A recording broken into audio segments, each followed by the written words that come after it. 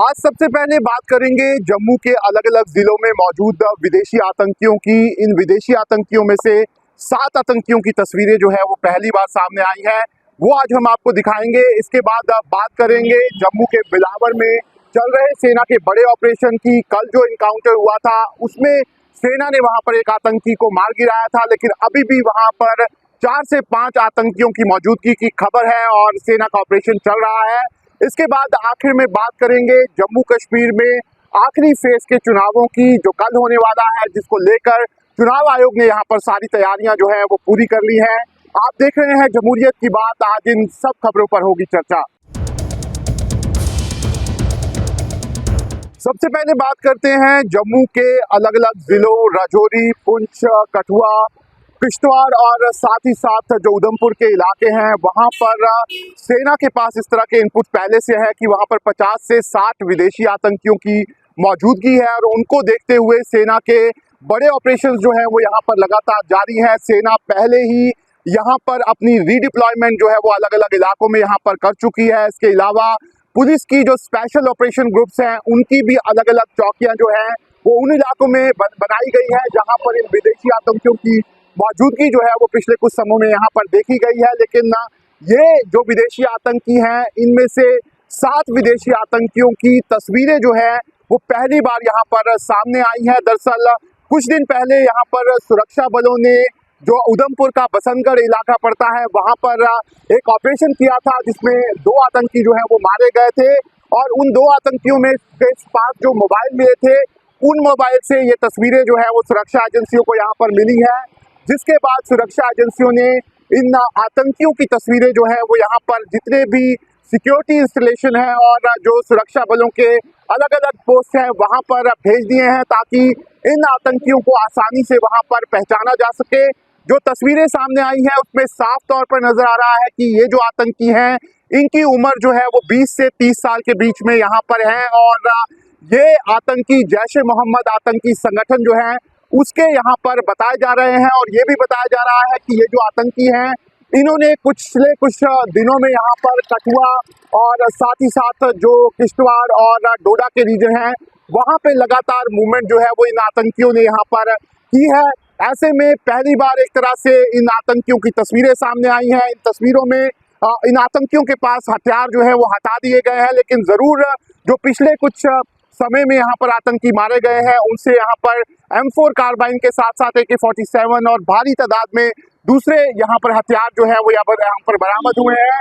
ऐसे में सुरक्षा एजेंसियों के पास ये एक बड़ी जानकारी जो है वो आप तस्वीरों के रूप में यहाँ पर लगी है और लगातार इनकी तलाश जो है वो अब यहाँ पर की जा रही है और कोशिश सुरक्षा एजेंसियों की यही है कि ये जो आतंकी जिनकी तस्वीरें सामने आई हैं उनको जल्द से जल्द यहाँ पर मार गिराया जाए और उसी को देखते हुए यहाँ पर सुरक्षा एजेंसीज के ऑपरेशंस जो हैं वो लगातार अलग अलग यहाँ पर जो डिस्ट्रिक्ट्स हैं खासतौर पर राजौरी, पुंछ, किश्तवाड़, डोडा, कठुआ और उधमपुर यहाँ पर चल रहे हैं और लगातार यहाँ पर जो सुरक्षा बल है उनको कामयाबी भी यहाँ पर मिल रही है। पिछले 2 हफ्तों की बात करें तो 1 दर्जन से ज्यादा यहाँ पर आतंकी जो हैं वो यहाँ पर मार गिराए गए हैं और अब सुरक्षा बलों की कोशिश ये है कि जो यहाँ पर बचे हुए आतंकी हैं और जो आतंकी जिनकी ये तस्वीरें सामने आई हैं उनको जल्द से जल्द यहाँ पर मार गिराया जाए। अब बात करते हैं जम्मू के बिलावर में सेना और एसओजी के शुरू हुए बड़े ऑपरेशन की। सेना और एसओजी ने वहां पर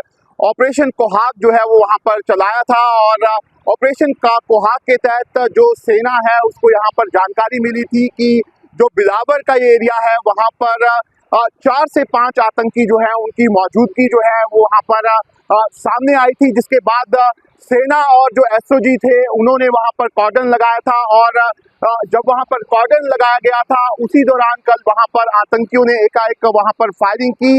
उस फायरिंग में यहाँ पर हमारे जो पुलिस के एक हेड कांस्टेबल हैं वो यहाँ पर शहीद हो गए। इन हेड कांस्टेबल का नाम बशीर अहमद था और बताया ये जा रहा है कि बशीर जो हैं वो वहां पर बहादुरी से लड़े और उन्होंने अपनी LMG गन से सीधा वहां पर आतंकियों पे फायरिंग जो है वो वहां पर की और एक आतंकी को भी उन्होंने वहां पर मार गिराया। लेकिन जो ये फायरिंग हुई उस दौरान यहाँ पर बशीर अहमद के साथ साथ वहां पर जो DSP थे और ASI उनको भी वहां पर गोलियां लगी, लेकिन बशीर अहमद जो है वो यहाँ पर देश के लिए शहीद हो गए, जबकि जो DSP और ASI हैं उनको यहाँ पर अस्पताल में भर्ती कराया गया, जहाँ पर उनकी कंडीशन जो है वो अभी यहाँ पर स्थिर बताई जा रही है। लेकिन अभी भी सेना का उस इलाके में यहाँ पर ऑपरेशन जो है वो जारी है। सेना के पास इस तरह के इनपुट्स हैं कि वहाँ पर 4 से 5 आतंकी जो है उनकी वहाँ पर मौजूदगी है। ऐसे में लगातार सेना जो है वो वहाँ पर उन आतंकियों की तलाश कर रही है। इसके साथ ही साथ कल देर शाम राजौरी का जो थन्ना मंडी एरिया है वहाँ पर भी आतंकियों की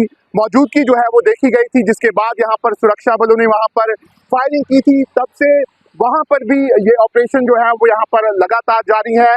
जो सुरक्षा एजेंसियां हैं उनके पास पहले से ये इनपुट्स हैं कि जो राजौरी, पुंछ, कठुआ और साथ ही साथ किश्तवाड़ और भद्रवाह के इलाके हैं, यहाँ पर अलग अलग जगहों पर ये जो आतंकी हैं ये छोटे छोटे ग्रुप्स में यहाँ पर मौजूद हैं और लगातार ये छुपकर जंगल से बाहर आकर यहाँ पर आतंकी हमलों को अंजाम देते हैं। और साथ ही साथ कई बार उन्होंने यहाँ पर एम्बुश लगाने की कोशिश जो है वो यहाँ पर की है। लेकिन अब जो खबर है उसके मुताबिक जो सुरक्षा बल है, सेना और साथ ही साथ जो जम्मू कश्मीर पुलिस की एसओजी टीम है, उनके पास अब लगातार जो इनपुट्स आ रहे हैं उसमें उनको अब आतंकियों की इन इलाकों में मौजूदगी की खबर जो है वो यहाँ पर मिल रही है। और उसी के बाद अब लगातार दोनों के बीच में यहाँ पर कॉन्टैक्ट्स जो हैं वो यहाँ पर लगातार हो रहे हैं। और ऐसा माना जा रहा है कि सर्दियाँ शुरू होते होते ये जो आतंकी हैं ये जरूर यहाँ पर जो निचले इलाके हैं वहाँ पे आने पे मजबूर हो जाएंगे, जिसके बाद यहाँ पर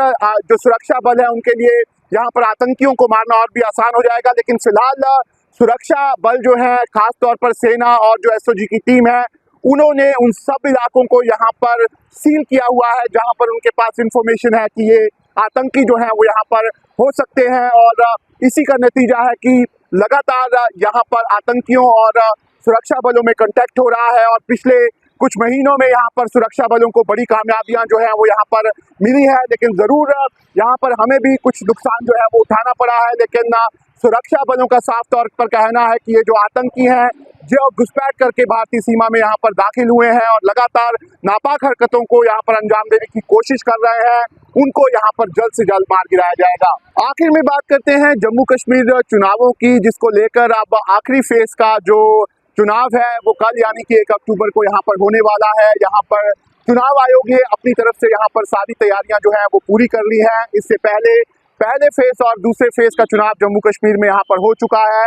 पहले फेज में यहाँ पर 61% से ज्यादा वोटिंग जो है यहाँ पर हुई थी और दूसरे फेज जो था उसमें यहाँ पर 57% से ज्यादा वोटिंग जो है वो यहाँ पर दर्ज की गई थी। और कई ऐसे इलाके हैं जहाँ पर पहले के मुताबिक काफी ज्यादा वोटिंग जो है वो जम्मू कश्मीर में यहाँ पर हुई है। खास तौर पर कटरा माता वैष्णो देवी की सीट जो थी पिछली बार, उसमें 80% से ज्यादा वोटिंग यहाँ पर नोट की गई थी। इसके साथ ही साथ जो कश्मीर की हबा कदल सीट है वहां पर भी 2% ज्यादा वोटिंग जो है वो इस बार पहली बार यहाँ पर देखी गई है।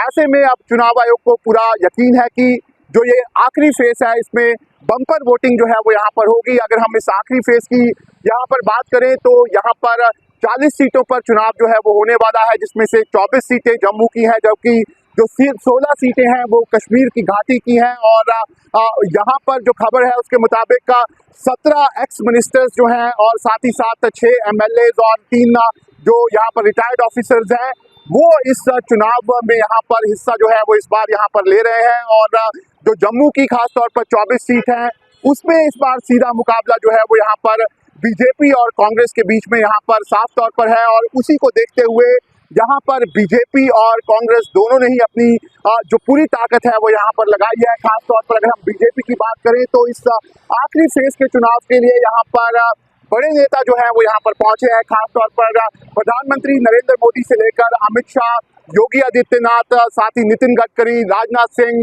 स्मृति ईरानी और बहुत से बीजेपी शासित प्रदेशों के जो मुख्यमंत्री हैं वो यहाँ पर इस आखिरी फेज की पोलिंग के लिए यहाँ पर पहुंचे हैं। लेकिन उसके साथ ही साथ कांग्रेस पार्टी और नेशनल कॉन्फ्रेंस ने भी अपनी ताकत पूरी यहाँ पर झोंकी है। राहुल गांधी ने भी यहाँ पर कई दौरे जो है वो आखिरी फेज को यहाँ पर लेकर यहाँ पर किए हैं। लेकिन प्रियंका गांधी जो है वो भी यहाँ पर आखिरी फेज के चुनाव में पहुंची है और उन्होंने भी यहाँ पर जमकर प्रचार भी किया है और यहाँ पर बीजेपी को टारगेट जो है वो यहाँ पर साफ तौर पर किया है। इसके साथ ही साथ फारूक अब्दुल्ला और उमर अब्दुल्ला जो हैं और साथ ही साथ महबूबा मुफ्ती, उन्होंने भी जम्मू आकर कई रैलियों को यहाँ पर संबोधित किया है। ऐसे में ये जो 40 सीटें हैं ये खास तौर पर बीजेपी और कांग्रेस के लिए यहाँ पर काफी महत्वपूर्ण है, क्योंकि इन 40 सीटों में से जो ज्यादा सीटें यहाँ पर लेगा वही एक तरह से सबसे बड़ी पार्टी के रूप में जम्मू कश्मीर में यहाँ पर उभरेगा। और कहीं ना कहीं जो जम्मू कश्मीर में सरकार बनेगी उसमें यहाँ की जो सीट्स हैं उनका यहाँ पर काफी योगदान जो है वो यहाँ पर होगा। ऐसे में सभी पार्टियों ने यहाँ पर अपनी ताकत झोंकी है।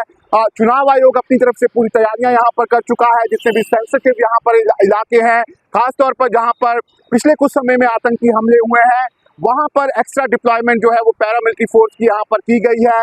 साथ ही साथ पुलिस बल जो है वो भी तैनात है, लेकिन सेना जो है उसे भी यहाँ पर हाई अलर्ट पर यहाँ पर रखा गया है।